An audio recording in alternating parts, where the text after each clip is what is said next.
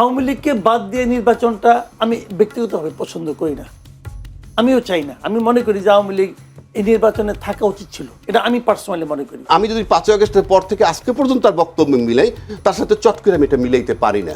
মানে এত অশালীন ভাষায় 2 দিন পরে ভোট, এইটা বললে ভোট বাড়বে না কমবে এইটুক সেন্স তার নাই। অর্থনৈতিকভাবে আপনি মেরে ফেলে দিচ্ছেন। বাংলাদেশের সমস্ত টাকা ইন্ডিয়াতে পাচার হয়ে গেল, ইন্ডিয়া এখন সেই টাকা ইউজ করতেছে আমার ইলেকশনের বিরুদ্ধে। বাট জামাতের সাথে আমেরিকা আছে, তার মানে হচ্ছে এই জামাত ক্ষমতায় গেলে যেতেও পারে, এরকম একটা ব্যাপার, এরকম একটা আতঙ্ক বোধহয় ঢুকেছে। তাহলে এই সমস্ত বিষয়গুলো আসতেছে কেন?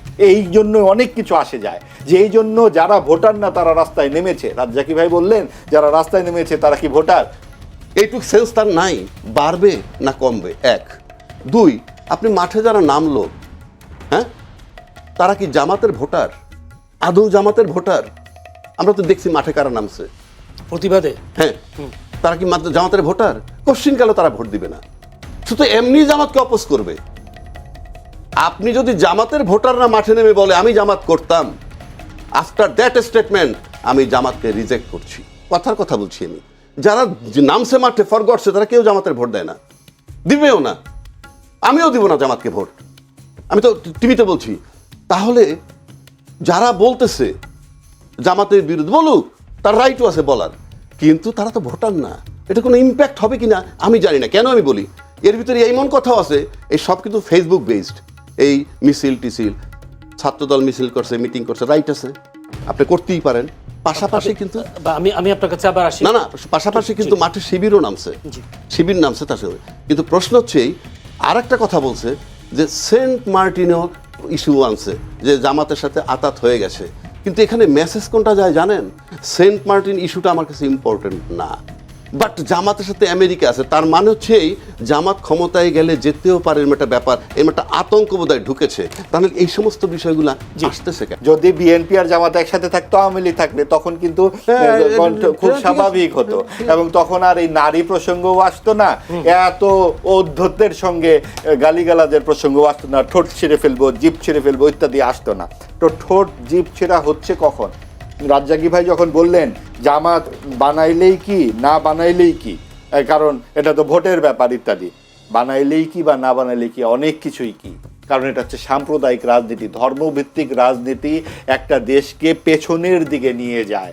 ভাই, আমার আল্লাহ তো আমার, আপনার আল্লাহ তো আপনার, ব্যক্তিগত বিশ্বাস ভালোবাসার জায়গা, তার সাথে কি আপনার দেনা পাওনা, হাসরের ময়দানে কি হবে না হবে সেটা তো আপনার আর তার। আমরা কি এই রাষ্ট্রের কাছে বেহেশত চাই? আমরা কি কোন অনন্ত সুখের প্রত্যাশা করি নাকি রাষ্ট্রের কাছে? আমরা চাই এখানে গণতন্ত্র, বাক স্বাধীনতা, মৌলিক কিছু অধিকার, ভাত কাপড়ের একটা ন্যূনতম চাহিদা। আমরা কি ওই বেহেশতে গিয়ে ভাত কাপড় চাইবো নাকি? ওখানে তো অডেল এমনিই থাকবে। কাজে এই যে জাগতিক যে বিষয়গুলো, ইহজাগতিকতা, এটাই হচ্ছে একটি প্রগতিশীল রাষ্ট্রের মূল জায়গা। সেই জায়গাটাই নষ্ট করে ফেলছে এই সমস্ত ধর্মভিত্তিক রাজনৈতিক দল। এই জন্য অনেক কিছু আসে যায়, যে এই জন্য যারা ভোটার না তারা রাস্তায় নেমেছে। রাজ্জাকি ভাই বললেন যারা রাস্তায় নেমেছে তারা কি ভোটার? ভোটার নয় কেন? ভোটাররা ভোট দেবে না, কিন্তু আরেকজন দিলে আমি বলছি জামাতের ভোটার নয় তারা, জামাতের ভোটার নয় দেখে তো তারা নামবে, তার জন্যই তো নামতে হবে, কারণ জামাতের ভোট তো নাই আসলে। তাদের এই পর্যন্ত 18টি আসন তারা পেয়েছে, তারা এত বড় গলায় কথা বলে কি করে? যদি মাওবাজিজ ভাইয়ের কথায় যদি বলি, এভাবে 5 আগস্টের পর ইতিহাস বিকৃত হচ্ছে, অন্ধকারে নিমজ্জিত করার একটা চেষ্টা চালানো হচ্ছে। যদিও মির্জা ফখরুল আজকেও বলেছেন যে জামাত ইসলামী বাংলাদেশকে সামনে এগোতে দিতে চায় না, তারা দেশটাকে আফগানিস্তান বানাতে চায়। তার মানে জামায়াতের প্রতি দোষটা যে আমার কাছে না খুব বিরক্ত লাগে বিষয়গুলো আলাপ করতে। আমি কেন এই আলাপগুলো করব? না, আপনার মানে আমরা এখানে বসছি মনে শুধু জামাত নিয়েই আলাপ করতেছি। জামাত বিএনপি নিয়ে তো অনেক কিছু বলবেন। না বলতেছি কেন মনে হয় জানেন, গত 16 বছর যে আওয়ামী লীগ ক্ষমতায় ছিল না, অফিসিয়ালি কিন্তু তার বিরোধী দল ছিল জাতীয় পার্টি, কিন্তু চলনে বলনে কহনে শুধুই ছিল বিএনপি।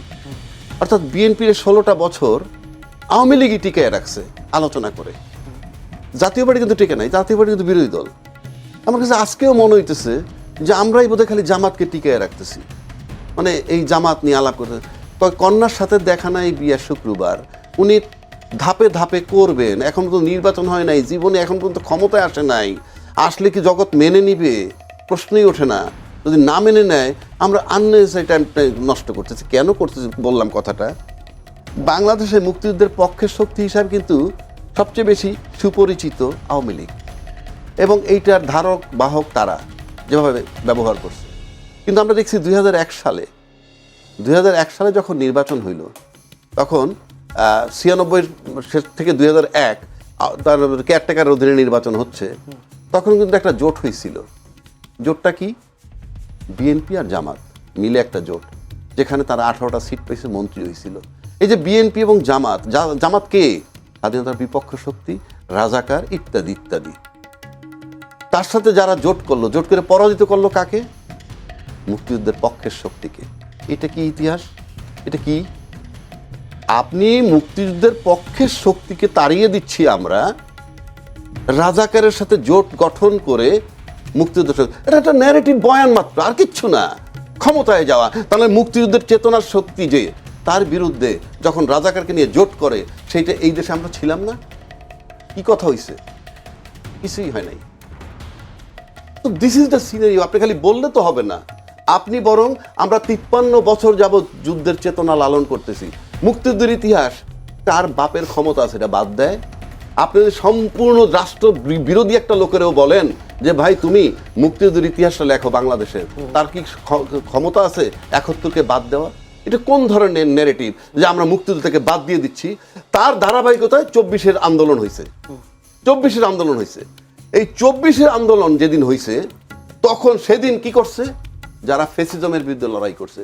কি ফ্যাসিজম? যারা দেশের ইন্টারনাল এক্সটার্নাল দুইটা সার্বভৌমত্ব নষ্ট করছে। এক্সটার্নাল সার্বভৌমত্ব কি? বিনা বিচারে হত্যা, আয়নাঘর, ক্রস ফায়ার, বিডিআর হত্যা, শাপলা চত্বরে হত্যা, এগুলো হলো আমার ইন্টারনাল সার্বভৌমত্ব। এক্সটার্নাল কি? 10 লাখ রোহিঙ্গা ঢুকছে, কেউ বাধা দিতে পারে নাই। দলমত নির্বিশেষে সরকারের সাথে সব দল একত্র হয় নাই, আরামসে ঢুকছে। আমার সার্বভৌমত্ব ছিল না। সেই সার্বভৌমত্ব যাতে টিকে থাকে, সেই জন্য 24-এর আন্দোলন হয়েছে এবং তাকে তাড়াই দিয়েছে। এবং উনি যাওয়ার পর ভাবতে এরকম, আমার মুক্তিযুদ্ধ চলে গেছে, আমার মুক্তিযুদ্ধের ইতিহাস চলে গেছে। আমি ভাই আমার মাথায় ধরে না যে আমরা সেন্সেবল লোক কি করে বলি আমার মনে হয় যে মুক্তিযুদ্ধ চলে গেছে। এই বয়ান চলবে না ভাই, এই বয়ান চলবে না। 1 নম্বর।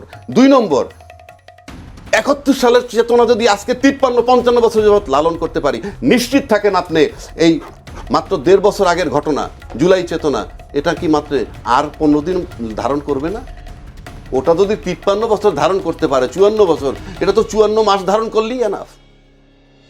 সুতরাং দেখতে হবে যে জুলাই চেতনার পক্ষে কারা, জুলাই চেতনা ধারণ করে কারা।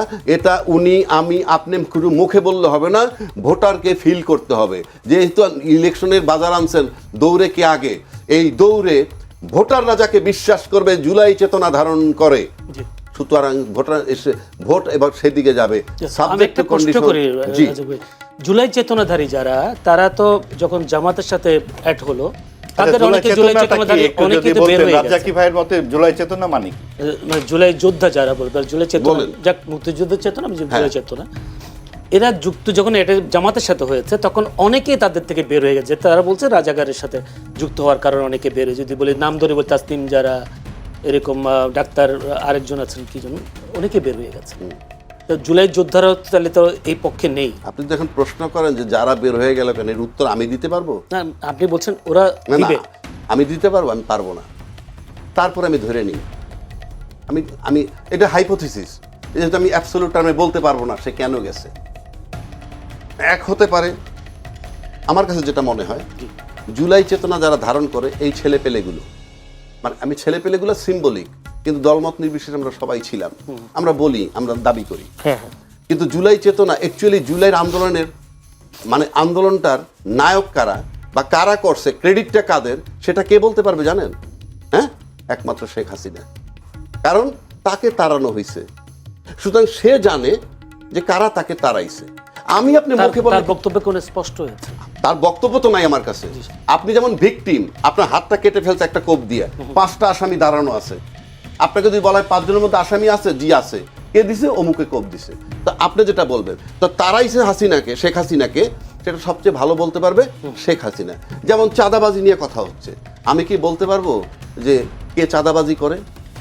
আপনি চাঁদাবাজি করেন না, মাহবাই করে না, কে করে? আমি বলতে পারবো? যে ভুক্তভোগীর সাথে জানেন, কিন্তু যে চাঁদা দেন একমাত্র সে জানেন।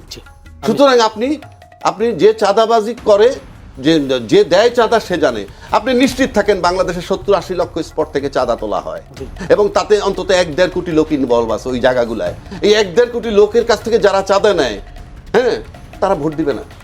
যারা চাঁদাবাজ তাদেরকে ভোট, চাঁদাবাজকে আমার জানার দরকার নাই, কিন্তু ওরা জানে চাঁদাবাজ কারা। একইভাবে জুলাই চেতনা ধারণ করে কারা সেটা ভোটাররা বিবেচনায় নিবে, আমি আপনি না। ভোটাররা যাকে বিশ্বাস করবে জুলাই চেতনার পক্ষে, ভোট সেদিকে যাবে এবং সেদিকে যায়। যদি যাইতে থাকে কনস্ট্যান্ট, এবং এটা যদি মনে হয় যে কেউ বুঝতে পারে, তাহলে জুলাই চেতনায় ভোট যার পক্ষে যাবে সে যখন বুঝবে আমি বিজয়ী হচ্ছি, আর যে বুঝবে তার পক্ষে যাচ্ছে না, সে হারতেছে, সেটা নিয়ে যদি কেউ লড়াই করতে চায়, মারামারি কাটাকাটি, সেটা ভিন্ন চাপ। যেহেতু দুই দলের প্রধান, বিশেষ করে যদি বিএনপি চেয়ারম্যান এবং একই সাথে জামায়াতের আমি, দুই দলের প্রধানের একটি কথা বারবার উঠে আসে, দুর্নীতির বিরুদ্ধে কঠোর অবস্থান এবং সেই সাথে আইন শৃঙ্খলায় পরিস্থিতির নিয়ন্ত্রণ, এইসব বিষয়গুলো বেশি উঠে আসছে। ফ্যামিলি কার্ড, কৃষি কার্ড এবং সেই সাথে জামায়াতের সোশ্যাল স্মার্ট কার্ড, এই বিষয়টাও আসছে জনগণের কাছে, ভোটের কাছে। এই যে প্রতিশ্রুতিগুলো কতটা বাস্তবায়নযোগ্য করতে পারবে বলে মনে হয় যে নতুন বাংলাদেশে 24 পরবর্তী? দেখেন, প্রতিশ্রুতি খুব ভালো জিনিস, মানুষকে লোভ দেখানো হয় আর কি। এখন বাস্তবায়ন কতটুকু করা যাবে এটা আগে ভাগে কিন্তু আমি বলতে পারবো না। এই কারণে যে এক একটা পার্টির তো এক এক ধরনের ক্যারেক্টার। যেমন আমার মনে আছে আওয়ামী লীগ যখন ক্ষমতায় আসে তারা 10 টাকা সের দরে চাল খাওয়াবে দিয়েছিল প্রতিশ্রুতি, নিশ্চয়ই কেউ কেউ বিশ্বাসও করেছিল। কিন্তু যখন তারা এটা খাওয়াতে পারলো না, তখন কি কেউ মানে আপনার চাউলের বস্তা নিয়ে দাঁড়াইছে রাস্তায় যে আপনি কেন খাওয়াতে পারলেন না? কেউ বলে নাই। এটা দেখুন তেমন বেশি হইচই কিন্তু হয় নাই। এগুলো হয় না কেন? যখন তারা এগুলো দেয় তখনই মানুষ নিজের একটা হিসাব করে নেয় যে এগুলি বলার জন্য কিছু আছে, বলার জন্য বলে এমনি বলে। আবার কিছু কিছু আছে তারা সিরিয়াস থাকে, তো তারা প্রায় সিরিয়াস থাকে না, বলে ও বলছে 20 টাকা দিবে, ঠিক আছে আমি 30 টাকা দেবো। যে টাকা আপনাকে দিতেই হবে না সেটা 30 কেন 300 বললে সমস্যাটা কি, বলে দিলাম। এখন এই ধরনের প্রতিশ্রুতি আমাদের এখানে চলে। আসলে একজন মানে সামান্য একজন মনে করেন দেশের নাগরিক হিসাবে, একজন ভোটার হিসাবে আমিও তো সরকারের কাছে কিছু চাই। আমি খেলে আমার কথাটা বলি, আমি এটা বহুর জায়গায় বলি, সেটা এখনো বলি। আসলে না, এই দেশের মানুষ গভর্নমেন্টের কাছে তেমন কিছু চায় না। তারা খালি একটা জিনিস চায়, তারা বলে দেখেন ভাই, আমার মাস শেষে বাজারটা আমিই করব, আপনাকে যে আমার বাসায় বাজার দিয়ে আসতে হবে না, আমার জামা কাপড় আমার সংসার আপনাকে চালাইতে হবে না, ওটা আমিই করব, আপনি খেলে আমাকে ডিস্টার্ব করে না, আর কিচ্ছু না। কিন্তু আমরা চাই সরকার যেন আমাকে ডিস্টার্ব না করে। আনফর্চুনেটলি সরকার আমাদেরকে ডিস্টার্ব করে। আমি একটা এক্সাম্পল দিয়ে বলি আপনাকে। কারওয়ান বাজার থেকে ধরেন, আমি ওখান থেকে আমি জিনিসপত্র কিনলাম, একটা সবজি আমি কিনলাম 80 টাকা কেজি, ঠিক আছে? এই সবজিটা যেখান থেকে আসছে, ধরুন বগুড়ার থেকে আসছে, বগুড়া কিন্তু এটা বিক্রি হয় 40 টাকা কেজি। তো তার সঙ্গে যদি আপনি পরিবহন খরচ ধরেন, তাহলে দাম হতে পারে 45 টাকা কেজি, বড় জোর 50 টাকা কেজি। তো এটা 80 টাকা কেজি হচ্ছে কেন? হচ্ছে এই কারণে মাঝখানে কিছু চাঁদাবাজ আছে, তারা ঘাটে ঘাটে চাঁদা তুলতেছে, রাস্তায় চাঁদা ওঠাচ্ছে, এখানে এসে চাঁদা তুলতেছে। এই যে চাঁদাবাজ, এদেরকে নিয়ন্ত্রণ করার দায়িত্ব কার? সরকারের। এদেরকে সরকার নিয়ন্ত্রণ করে না। কেন করে না? কারণ চাঁদার ভাগটা ওনারাও পায়। আমরা তো দেখেছি আগের গভর্নমেন্ট চলে যাওয়ার পরে যে আসাদুজ্জামান খান কামাল, উনি নাকি এই কারওয়ান বাজার থেকে প্রতিদিন নাকি 1.5 কোটি না 2 কোটি টাকা পাইতেন। তার মানে কি, উনি চাঁদার ভাগ পাইতেন 1.5 কোটি টাকা, ওনাকে দিত, দেওয়ার পর তো ওরা তুলতো আরো বেশি, ওটা নিজেরা ভাগাভাগি করে নিত। তাহলে ফিগারটা যে কোথায় দাঁড়ায়? কারওয়ান বাজারে কিন্তু এন্ড পয়েন্টে, যেখান থেকে গ্রাহকরা কিনবে, ওইখানে এই অবস্থা। সারা রাস্তায় কি হতো? তো এই পুরা জায়গাটা কে চাইলে নিয়ন্ত্রণ করতে পারে? সরকার চাইলে পারে। আমি সরকারকে গেলে এটি বলতে চাই যে আমাকে আপনি 40 টাকা সবজি 80 টাকায় কিনতে বাধ্য করেন না। আপনি করতেছেন, আপনি কিভাবে করতেছেন? আপনি কোনো কিছু না করে করতেছেন, মানে আপনি এই দুর্বৃত্তদেরকে থামাচ্ছেন না। আপনি দুর্বৃত্তদেরকে তাদের অপরাধ কর্ম করতে দেওয়ার মাধ্যমে আপনি আমাকে ডিস্টার্ব করতেছেন, যে কারণে আমাকে 40 টাকা জিনিস 80 টাকায় কিনতে হচ্ছে। আমি একটা প্রশ্ন এই কাজটা করেন।